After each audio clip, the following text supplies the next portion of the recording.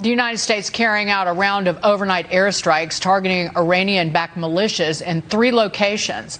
Operational and weapons storage facilities in both Iran and Syria were targeted in response to drone strikes against American personnel. This as the Biden administration considers lifting sanctions on Iran in an effort to revive the 2015 nuclear deal. Joining me now, Foundation for Defense of Democracy's senior advisor and Vandenberg Coalition Advisory Board member, Richard Goldberg. Richard, what do you make of these strikes over the weekend?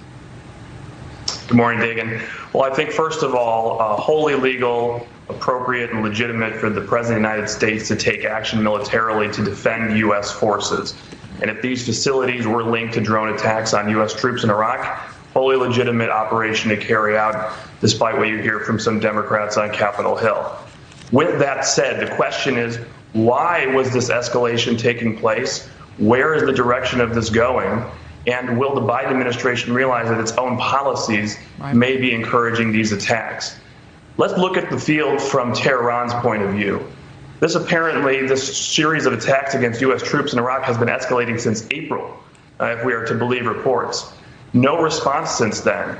What the Biden administration has been doing since April has been sitting at a negotiation table in Vienna, offering the Islamic Republic of Iran billions of dollars, the world's leading state sponsor of terrorism, the sponsor of these proxies in Iraq, offering to lift the terrorism sanctions the United States has on Iran, which would pour perhaps $100 billion or more into the regime and subsidize these attacks further. And so if I was sitting in Tehran and I see our proxies attacking Americans over months, and the response from America is to offer us money, I mean, what did we expect was going to happen? And the question for me is, will the Biden administration ever actually reevaluate its Iran policy to say, listen, offering cash to this regime is not really working out? Right. That was what the Iran nuclear deal did in the first place, not just pallets of cash, but open the country up to business potentially flowing in. And Richard, to add to that, and I've said this all along, on day one, President Biden started taking an axe to our energy sector here, our energy economy, starting with killing the Keystone XL pipeline, but trying at least, despite a judge moved against him, put the kibosh on oil and gas leases on federal land. And so that sends the message to the rest of the world is that we are weakening our energy infrastructure and we're weakening our position on the world stage in terms of being the dominant energy producer and supplier. So that essentially hands economic power to the likes of Iran and Russia. So that adds to that and the emboldening Iran. Oh, Dagan, think how crazy the policy is right now. The United States is against American-made energy, but for Iranian-made energy, and wants to lift sanctions on Iranian oil exports while we reduce American-made energy. Just think about that for a moment.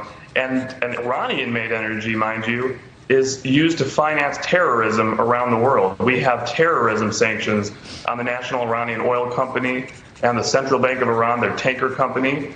All of these sanctions have been offered to Iran at the negotiating table in Vienna right now, which would pour billions of dollars into the Iranians' coffers to sponsor more terrorist attacks around the region and perhaps the world.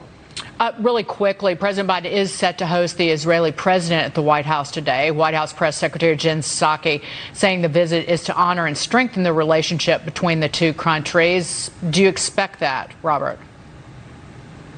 I think there'll be a good meeting. I think largely behind the scenes, the ongoing military-to-military relationship between the United States and Israel remains very strong. The intelligence sharing remains very strong. But there is a fundamental disconnect. And really, we saw that in the wake of the recent attacks by Hamas against Israel back in May. What we see is that the Iranians, Tehran is sponsoring terrorists to attack our allies in Israel. They're building missiles and spreading them throughout the region to attack Israel. They have a nuclear program with the ambition to have nuclear weapons, in their own words, to wipe Israel off the map. And so with one hand to say we're strong allies of Israel and we want to support Israel's right to self-defense, but at the same time offer billions of dollars to the country that wants to wipe Israel off the map. There's a little bit of a tension in that policy, I'd say. Richard, thank you so much for being here this morning. Terrific insight. Please come back. Richard Goldberg. Thanks, Dagan.